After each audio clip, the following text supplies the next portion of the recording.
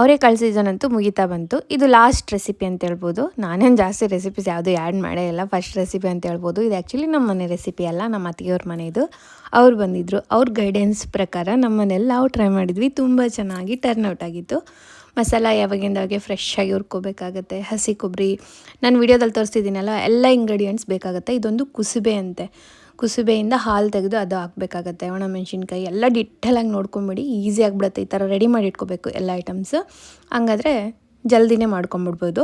First ಒಂದು ಪಾತ್ರೆಯಲ್ಲಿ ಸ್ವಲ್ಪ ಎಣ್ಣೆ ಹಾಕಿ ಮಸಾಲೆ ಎಲ್ಲ ಹುರ್ಕೊಂಡು ಸೈಡಲ್ಲಿ ಎತ್ತಿಟ್ಕೋಬೇಕಾಗತ್ತೆ. ನೀಟಾಗಿ ಹುರ್ಕೋಬೇಕಿಲ್ಲ. ಅವರು ಒಂದೊಂದಾಗಿ ಹುರ್ಕೊಳ್ರಿ ಅಂತಂದರು. ನಂಗೆ ಅಷ್ಟು ಪೇಷನ್ಸ್ ಇರಲಿಲ್ಲ, ಎಲ್ಲ ಹಾಕಿ ಹುರ್ಕೊಂಬಿಟ್ಟೆ. ಅದು ತಣ್ಣಗೆ ಹಾಕಿ ಬಿಡೋಣಂತೆ. ಆನಂತರ ಇನ್ನು ಸ್ವಲ್ಪ ಎಣ್ಣೆಯಲ್ಲಿ ಸಾಸಿವೆ, ಜೀರಿಗೆ, ಬೆಳ್ಳುಳ್ಳಿ, ಒಂದು ಸ್ವಲ್ಪ ಇಂಗು ಎಲ್ಲ ಚಿಟಪಟ ಆದಮೇಲೆ ಇದಕ್ಕೆ ಆನಿಯನ್ಸು ಹಾಗೆ ಹಿತಕದ ಅವರೆಕಾಳು ಇರುತ್ತಲ್ಲ ಅದನ್ನು ಹಾಕಿ ಬೇಯಕ್ಕೆ ಬಿಟ್ಕೊಂಬಿಡೋಣ, ಮುಚ್ಚಿಟ್ಬಿಡೋಣ ಅದಲ್ಲಿ ಸೈಡಲ್ಲಿ. ಇನ್ನೆಲ್ಲ ಮಸಾಲ ರೆಡಿ ಮಾಡ್ಕೊಳ್ಳೋಣಂತೆ.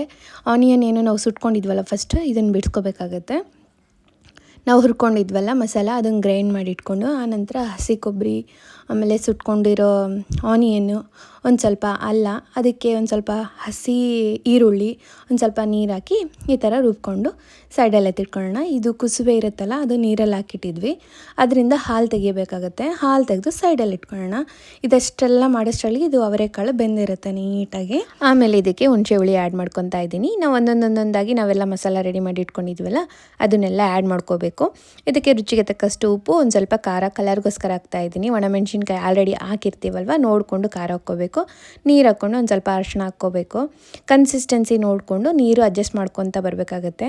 ಕುಸುಬೆದೇನು ಹಾಲು ಇರುತ್ತಲ್ಲ ಅದಕ್ಕೊಂದು ಸ್ವಲ್ಪ ಅಕ್ಕಿಟ್ಟು ಮಿಕ್ಸ್ ಮಾಡಿಕೊಂಡು ಇದಕ್ಕೆ ಆ್ಯಡ್ ಮಾಡ್ಕೋಬೇಕಾಗತ್ತೆ.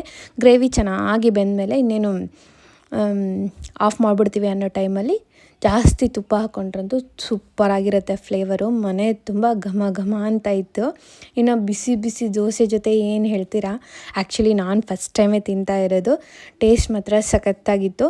ನಿಮಗೆ ರೆಸಿಪಿ ಇಷ್ಟ ಆದರೆ ಸೇವ್ ಮಾಡಿ ಇಟ್ಕೊಳ್ಳಿ, ನೆಕ್ಸ್ಟ್ ಟೈಮ್ ಟ್ರೈ ಮಾಡಿ. ಓಕೆನಾ? ಬಾಯ್. ನೆಕ್ಸ್ಟ್ ವೀಡಿಯೋದಲ್ಲಿ ಸಿಗೋಣಂತೆ. ಫಾಲೋ ಮಾಡೋದಂತೂ ಮರಿಲೇಬೇಡಿ.